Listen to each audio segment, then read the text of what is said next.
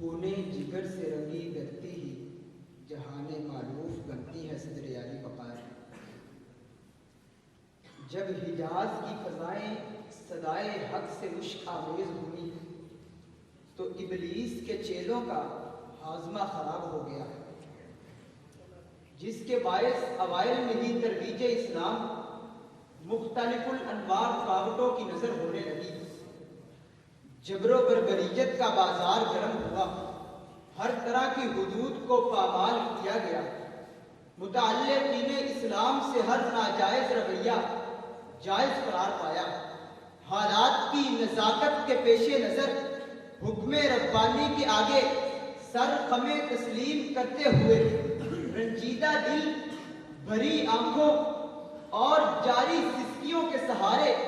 لہو سے سینچی سرزمین کو الوداع کہا، مگر 10 برس بعد جس خانہ خدا کے گلاف پر فرمان مقاطعہ آویزہ کیا گیا تھا، اسی بیت اللہ کی چھت پر ندائے اسلام بلند کر کے اصنام باطلہ کا قلع کما کرتے ہوئے یہ صدا لگائی گئی کہ باطل سے دبنے والے اے آسمان نہیں ہے ہم 100 بار کر چکا ہے تو انتہا ہمارا، توحید کی امانت حسینوں میں ہمارے آسان نہیں مٹانا، نام و نشاں ہمارا آسان نہیں مٹانا۔ صدر علی وقار، جب وقت کے فرعونوں کو شکنجہ ہلاکت جکڑتا ہے تو اہلیان موسیٰ کے لیے اعادہ وطن کی راہیں ہموار ہو جاتی ہیں۔ کہیں باشندگان ہندوستان کا طویل مدت بعد توقع غلامی منہدم کر کے آزادانہ فضا میں سانس لینا، تو کہیں افغانی مجاہدین کا فہم جد و جہد کے طفیل ناجائز تسلط پاش کر کے خود مختار ہو جانا،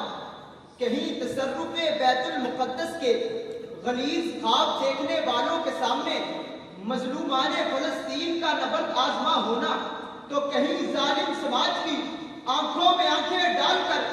بلوچوں کا یہ کہنا کہ اے عرض وطن تیری حرمت پہ کٹ مرے ہم، ہے خون تیری رگوں میں اب تک رواں ہمارا، سالارے کارواں ہے میرے حجاز اپنا، اس نام سے باقی ہے آرام جاں ہمارا، اس نام سے باقی ہے آرام جاں ہمارا۔ آپ سب کی سماعتوں کا